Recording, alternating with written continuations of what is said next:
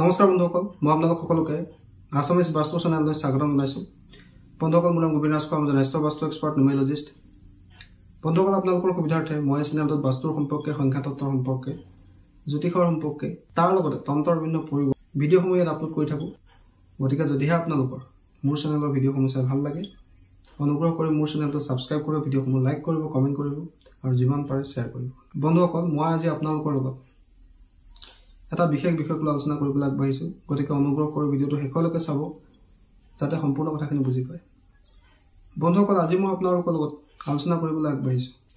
আজি মই ক'বলৈ আগবাঢ়িছোঁ আপোনালোকক নৱগ্ৰহক আমি কিদৰে, কি উপায়েৰে সন্তুষ্ট কৰি ৰাখিম, শান্ত কৰি ৰাখিম, যাতে যিকোনো গ্ৰহৰে দশা চলক, অন্তৰ্দশা চলক, তাত যাতে আমাৰ কোনো ধৰণৰ বিশেষ সমস্যা নহওক। লাগিলে সেই গ্ৰহটো আমাৰ কুষ্ঠিত মাৰক গ্ৰহ হৈ নাথাকক কিয়, আমাৰ ক্ষতি কৰিবলৈ নাথাকক কিয়, যাতে সেই গ্ৰহটো আমাক কোনো কাৰণতে বিশেষ সমস্যা দিব নোৱাৰে, তাৰ কাৰণে আমি কি উপায় কৰিব পাৰোঁ, সেই বিষয়ে আজি আপোনালোকৰ লগত মই আলোচনা কৰিম। বন্ধুসকল, প্ৰথম কথা হ'ল, আমি জন্ম হোৱাৰ দিনৰ পৰা আমাৰ জীৱনত যিবিলাক ঘটনা সংঘটিত হয়, আমাৰ শিক্ষা জীৱন, আমাৰ লভ লাইফ, আমাৰ বিবাহ, আনকি আমাৰ মৃত্যু পৰ্যন্ত, সেয়া ডিচাইড কৰে আমাৰ গ্ৰহ নক্ষত্ৰই। আমাৰ জীৱনত কি হ'ব, কি নহ'ব, সকলো সিদ্ধান্ত এই গ্ৰহ নক্ষত্ৰই নিৰূপণ কৰে। গতিকে গ্ৰহৰ প্ৰভাৱ আমাৰ ওপৰত সদায় থাকে। বহুতে জ্যোতিষশাস্ত্ৰ, বাস্তুশাস্ত্ৰ বা তন্ত্ৰশাস্ত্ৰক বিশ্বাস নকৰিলেও গ্ৰহৰ প্ৰভাৱ কেতিয়াও আপোনালোকে শেষ কৰি দিব নোৱাৰে। গ্ৰহৰ প্ৰভাৱ সদায় আপোনাৰ ওপৰত থাকিবই থাকিব। বন্ধুসকল, এতিয়া কথা হ'ল, যদি নৱগ্ৰহক আমি সন্তুষ্ট কৰিব খোজোঁ, তেন্তে আমি কেনেকৈ সন্তুষ্ট কৰি ৰাখিব পাৰোঁ? প্ৰথম কথা হ'ল, নৱগ্ৰহক সন্তুষ্ট কৰাৰ জ্যোতিষশাস্ত্ৰত বিভিন্ন উপায় দিয়া আছে। প্ৰথম উপায়টো হ'ল আমাৰ নিজৰ সম্পৰ্কবিলাক ঠিক কৰি ৰখা। কেনেকৈ সম্পৰ্কবিলাক আমি ঠিক কৰি ৰাখিব লাগে? প্ৰত্যেকটো গ্ৰহৰ লগতে আমাৰ কিছুমান সম্পৰ্কীয় ব্যক্তি জড়িত হৈ আছে। তেওঁলোকক সন্তুষ্ট কৰাৰ মাধ্যমেদি আমি নৱগ্ৰহক শান্ত কৰি ৰাখিব পাৰোঁ আৰু নৱগ্ৰহক আমি সন্তুষ্ট কৰি ৰাখিব পাৰোঁ, যাতে কোনো গ্ৰহে আমাৰ ওপৰত বেয়া প্ৰভাৱ দিব নোৱাৰে। যেনেকৈ সূৰ্যৰ লগত জড়িত হৈ আছে আপোনাৰ পিতা অৰ্থাৎ দেউতা বা পিতৃতুল্য ব্যক্তিসকল। তেওঁলোকক সন্মান কৰক, শুশ্ৰূষা কৰক। আপোনাৰ সূৰ্যই কেতিয়াও বেয়া প্ৰভাৱ নিদিয়ে। যিকোনো কাম কৰাৰ আগত দেউতাৰ আশীৰ্বাদ লৈ কৰক, এডভাইচ লৈ কৰক। দেউতাক ভৰিছোঁ, যিকোনো কাম ষ্টাৰ্ট কৰক, কোনো শুভ কামত যাওক, সূৰ্যৰ কৃপা দৃষ্টি আপোনাৰ ওপৰত সদায় থাকিব। দ্বিতীয়তে চন্দ্ৰমা। চন্দ্ৰমা হৈছে কি? আপোনাৰ মা বা মাতৃতুল্য মহিলাসকল। আপোনাৰ মাক আপুনি সদায় ভাল ব্যৱহাৰ কৰক, মাৰ কথামতে চলক, মাৰ শুশ্ৰূষা কৰক, মাৰ সেৱা কৰক, মাৰ চৰণ চুই পেলাই যিকোনো কাম আৰম্ভ কৰক, বা মাতৃতুল্য মহিলাসকলক সহায় কৰক, শুশ্ৰূষা কৰক। চন্দ্ৰমাই আপোনাৰ ওপৰত কেতিয়াও বেয়া প্ৰভাৱ নিদিয়ে। তৃতীয়তে মংগল। মংগলৰ কাৰক হৈছে ভাতৃকাৰক বুলি কোৱা হৈছে। যদি আপুনি আপোনাৰ বন্ধু বা আপুনি নিজৰ ভাতৃতুল্য ব্যক্তিসকলক সহায় কৰে, তেওঁলোকৰ লগত সম্পৰ্ক ভাল কৰি ৰাখে, তেন্তে মংগলে কেতিয়াও আপোনাক বেয়া প্ৰভাৱ নিদিয়ে। তাৰপিছত আহিলে গুৰু বৃহস্পতি। যিজন গুৰুৰ পৰা আপুনি দীক্ষা লৈছে, শিক্ষা লৈছে, যিজন গুৰুৰ পৰা আপুনি জ্ঞান লাভ কৰিছে, সেই গুৰুক সন্মান কৰক, সেই গুৰুৰ আশীৰ্বাদ লওক। যিকোনো কাম গুৰুৰ আশীৰ্বাদ লৈ কৰক। গুৰুৰ লগত বা শিক্ষাগুৰুসকলৰ লগত সম্পৰ্ক ভাল কৰি ৰাখক, তেওঁলোকক সহায় কৰক। গুৰু আপোনাৰ সদায় ভাল হৈ থাকিব। বন্ধুসকল, তাৰপিছত গ্ৰহটো হৈছে বুধ গ্ৰহ। বুধ গ্ৰহ হৈছে আমাৰ মহিলা আত্মীয়সকল, মাহী, জেঠাই, মামী, বৰমা, খুৰী ইত্যাদিবিলাক সকলো হৈছে বুধ গ্ৰহৰ অন্তৰ্গত। তেওঁলোকৰ লগত সম্পৰ্ক ভালে ৰাখক। আপোনাৰ বাইদেউক আপুনি সদায় সহায় কৰক বা ভণ্টিক আপুনি সহায় কৰক। বুধ গ্ৰহ আপোনাৰ সদায় ভাল হৈ থাকিব। তাৰপিছত গ্ৰহটো হৈছে বন্ধুসকল শুক্ৰ। শুক্ৰ হৈছে পুৰুষৰ কাৰণে পত্নী, মহিলাৰ কাৰণে শাহুমা। নিজৰ পত্নীৰ লগত সদায় ভাল ব্যৱহাৰ কৰক, পত্নীৰ ইচ্ছাবিলাক পূৰ্ণ কৰক, তেওঁৰ লগত সদায় ভাল ব্যৱহাৰ কৰক। বা মহিলাসকলে নিজৰ শাহুমাক সন্মান কৰক, তেওঁলোকৰ কথামতে চলক। শুক্ৰ কেতিয়াও বেয়া প্ৰভাৱ নিদিয়ে আপোনালোকক। তাৰপিছত গ্ৰহটো হৈছে বন্ধুসকল শনি গ্ৰহ। শনি হৈছে কোন? শনি হৈছে তলতীয়া কৰ্মচাৰী। তলতীয়া কৰ্মচাৰীসকলক আপুনি ভাল ব্যৱহাৰ কৰক। আপোনাৰ নিজৰ খুৰাৰ লগত বা দদাইদেউৰ লগত সম্পৰ্ক ভালে ৰাখক। তলতীয়া কৰ্মচাৰী বা নিজৰ ঘৰত কাম কৰা ব্যক্তিক সন্মান কৰক, সময়ে সময়ে তেওঁলোকক সহায় কৰক। শনিয়ে কেতিয়াও বেয়া প্ৰভাৱ নেপেলায় আপোনাক। তাৰপিছত গ্ৰহটো হ'ল ৰাহু। ৰাহু হৈছে আপোনাৰ বুঢ়া মানুহৰ কাৰক, আপোনাৰ ককা, আপোনাৰ মামা ককাৰ কাৰক। তাৰোপৰি পুৰুষৰ কাৰণে শহুৰৰ ঘৰখন হৈছে ৰাহু কাৰক। তেওঁলোকৰ লগত সম্পৰ্ক ভালে ৰাখক, তেওঁলোকক সময়ে সময়ে সহায় কৰক, বুঢ়া মানুহক সহায় কৰক, ককা আইতাক সন্মান কৰক। ৰাহু সদায় আপোনাৰ ভাল হৈ থাকিব, ৰাহুৱে সদায় আপোনাক ভাল প্ৰভাৱ দিব। তাৰপিছত গ্ৰহটো হৈছে কেতু। কেতু হৈছে আপোনাৰ পূৰ্বপুৰুষৰ কাৰক।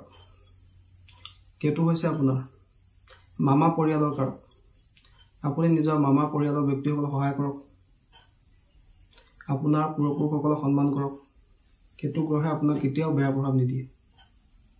এইদৰে আমি সম্পৰ্কবিলাক ঠিক কৰি নৱগ্ৰহ শান্ত কৰি ৰাখিব পাৰোঁ, কিন্তু সকলো ব্যক্তিকে সন্তুষ্ট কৰি ৰখাটো সম্ভৱ নহয়। কোনোবা নহয় কোনোবা এজন ব্যক্তিৰ লগত, আত্মীয় স্বজনৰ লগত আমাৰ সদায় সম্পৰ্ক কিবা নহয় কিবা কাৰণে বেয়া হৈ থাকে। আৰু যিটো গ্ৰহ আপোনাৰ কুষ্ঠিত বেয়া থাকিব, সেই গ্ৰহৰ লগত জড়িত ব্যক্তিৰ লগতে আপোনাৰ সম্পৰ্ক সদায় বেয়া হ'ব। সেইটো কথাও কিন্তু মন কৰিব। যদি আপোনাৰ পত্নীৰ লগত কথা নিমিলে, জানিব আপোনাৰ শুক্ৰ বেয়া আছে। যদি মহিলাৰ পুৰুষৰ লগত কথা নিমিলে বা নিজৰ স্বামীৰ লগত কথা নিমিলে, তেওঁ জানিব তেওঁৰ গুৰু বৃহস্পতিৰ কিবা সমস্যা আছে। যিহেতু পত্নীৰ কাৰণে বৃহস্পতিৰ কাৰক হৈছে তেওঁৰ স্বামী, আৰু পুৰুষৰ কাৰণে পত্নী হৈছে তেওঁৰ শুক্ৰৰ কাৰক। বন্ধুসকল, এইদৰে আমি নিজৰ সম্পৰ্কবিলাক ঠিক কৰি নৱগ্ৰহ সন্তুষ্ট কৰি ৰাখিব পাৰোঁ। তাৰোপৰি আমি নৱগ্ৰহ সন্তুষ্ট কৰি ৰাখিবৰ কাৰণে নৱগ্ৰহৰ যি মন্ত্ৰ আছে, নৱগ্ৰহৰ যি স্তোত্ৰম আছে, সেই মন্ত্ৰটো আপোনালোকক মই স্ক্ৰীণত দি দিছোঁ। এই মন্ত্ৰটো আপোনালোকে যদি সদায় জপ কৰে, কেতিয়াও কিন্তু নৱগ্ৰহ আপোনাৰ সন্তুষ্ট হৈ থাকে, কেতিয়াও কোনো গ্ৰহে আপোনাৰ ওপৰত বেয়া প্ৰভাৱ নেপেলায়। বন্ধুসকল, মন্ত্ৰটো স্ক্ৰীণত দি দিছোঁ, আপোনালোকে চাই লওক। তাৰোপৰি বন্ধুসকল, নৱগ্ৰহ সন্তুষ্ট কৰি ৰাখিবৰ কাৰণে আমাৰ ঘৰৰ বাস্তু ঠিক ৰখাটো অত্যন্ত জৰুৰী। যদি আপোনাৰ কুষ্ঠিত সূৰ্য বলৱান হৈ আছে, সূৰ্য তুংগী অৱস্থাত আছে, উচ্চ ৰাশিত আছে, কিন্তু যদি আপুনি পূব দিশত টয়লেট নিৰ্মাণ কৰি দিয়ে, তেতিয়া কিন্তু উচ্চ ৰাশিত থকা সূৰ্যৰ ফল আপুনি নাপায়। কিন্তু তাৰ মুখ্য কাৰণটো হৈছে পূব দিশটো হৈছে সূৰ্য গ্ৰহৰ দিশ, আৰু সেই স্থানত যদি আপুনি ৰাহুক স্থাপন কৰি দিয়ে, ৰাহু হৈছে টয়লেট, তেতিয়া কি হ'ব? ৰাহুৱে সূৰ্য গ্ৰহণ কৰিব। তাৰ ফলত আপোনাৰ কুষ্ঠিত উচ্চ ৰাশিত থকা সূৰ্যৰ ফল আপুনি নাপাব। গতিকে নিৰ্দিষ্ট দিশত টয়লেট, কিটচেন, মেইন ডোৰ, পানীৰ উৎস স্থাপন কৰি ল'ব। কিয়নো আমাৰ ঘৰত 4 দিশতে নৱগ্ৰহৰ স্থান আছে। উত্তৰ পূব দিশত বৃহস্পতিৰ স্থান আছে, পূব দিশত সূৰ্যৰ স্থান, দক্ষিণ পূবত শুক্ৰ গ্ৰহৰ স্থান আছে, দক্ষিণত মংগলৰ, দক্ষিণ পশ্চিমত ৰাহুৰ, পশ্চিমত শনিৰ, উত্তৰ পশ্চিমত চন্দ্ৰমা, উত্তৰ দিশত বুধ গ্ৰহৰ স্থান আছে, আৰু ব্ৰহ্মস্থানত কেতু গ্ৰহৰ স্থান আছে। এইদৰে 9টা গ্ৰহ আমাৰ ঘৰৰ চাৰিওপাশে আছে। যি দিশতে আমাৰ বাস্তুদোষ উৎপন্ন হ'ব, সেই দিশৰ অধিপতি যিজন গ্ৰহ থাকিব, সেই গ্ৰহই আমাক বেয়া প্ৰভাৱ দিবলৈ আৰম্ভ কৰিব। এয়াই হৈছে বন্ধুসকল এষ্ট্ৰবাস্তু।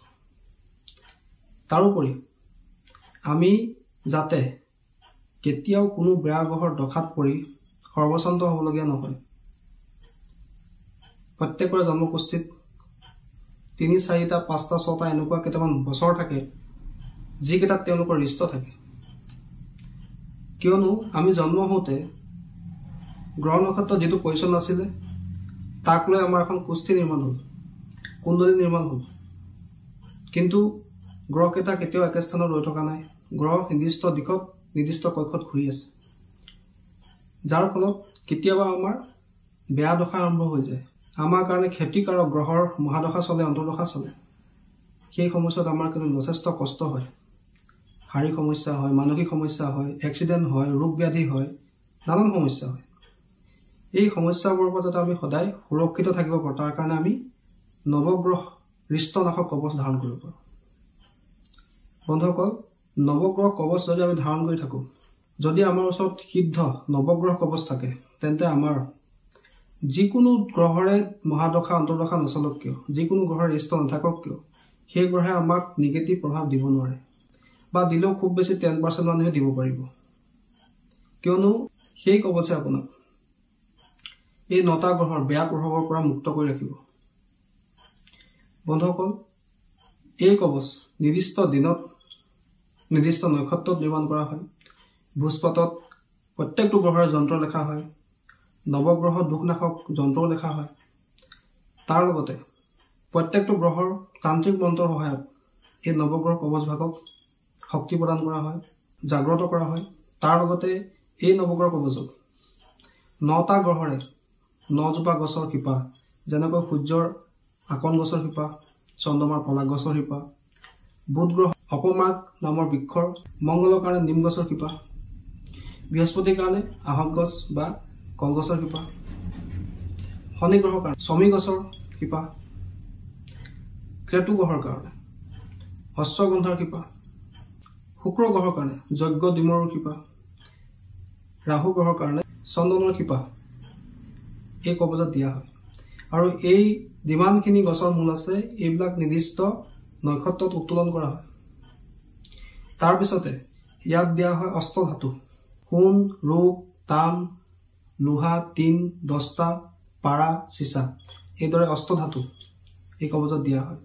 তাৰোপৰি এই কবচত 27টা নক্ষত্ৰৰ যি বৃক্ষ আছে সেই বৃক্ষৰ মূলো দিয়া হয়। যেনেকৈ অশ্বিনী নক্ষত্ৰৰ কলগছৰ শিপা, ভৰণী নক্ষত্ৰৰ আমলখিৰ শিপা, কৃতিকা নক্ষত্ৰৰ যজ্ঞ ডিমৰুৰ শিপা, ৰোহিণী নক্ষত্ৰৰ জামু গছৰ শিপা, মৃগশিৰা নক্ষত্ৰৰ খৈনী গছৰ শিপা, অৰ্ধ নক্ষত্ৰৰ আম গছৰ শিপা, পুনৰ্বসু নক্ষত্ৰৰ বাঁহ গছৰ শিপা, পুষ্য নক্ষত্ৰৰ আহত গছৰ শিপা, অশ্লেষা নক্ষত্ৰৰ নাগকেশৰৰ শিপা, মঘা নক্ষত্ৰৰ বৰগছৰ শিপা, এইদৰে 27টা নক্ষত্ৰৰে যি বৃক্ষ আছে সেই বৃক্ষৰ মূল অৰ্থাৎ শিপা নিৰ্দিষ্ট নক্ষত্ৰত উত্তোলন কৰি এই কবচত দিয়া হয়। তাৰোপৰি এই কবচত বিভিন্ন ধৰণৰ আপুৰুগীয়া গছৰ শিপা, গুটি ইত্যাদিবিলাক ইয়াত দিয়া হয়। সম্পূৰ্ণ প্ৰাকৃতিক বস্তুৰে এই কবচভাগ নিৰ্মাণ কৰা হয়। যদি এই কবচভাগ আপোনাৰ ওচৰত থাকে তেন্তে আপোনাৰ যি গ্ৰহৰে বেয়া দশা নচলক কিয় সেই দশাৰ সময়ত যদি আপোনাৰ কিবা বহুত ডাঙৰ লোকচান হ'বলগীয়া আছিলে বা আপোনাৰ মৃত্যু পৰ্যন্ত হৈ যাব লাগিছিলে বা ৰিষ্ট আছিলে, সেই ৰিষ্টৰ পৰা আপুনি বহু পৰিমাণে সুৰক্ষিত থাকিব। যদি আপোনাৰ হাত ভৰি ভাগিব লগা আছিলে, হয়তো আপোনাৰ আঙুলি এটা ভাগি আপুনি সেই ৰিষ্টৰ পৰা মুক্তি লাভ কৰিব। অৰ্থাৎ আপোনাৰ যি দুখ আছে বা ৰিষ্ট আছে সেই ৰিষ্টৰ পৰা সেই ৰিষ্টক 90% পৰ্যন্ত ৰিডিউচ কৰাৰ ক্ষেত্ৰত এই নৱগ্ৰহ কবচে সহায় কৰিব।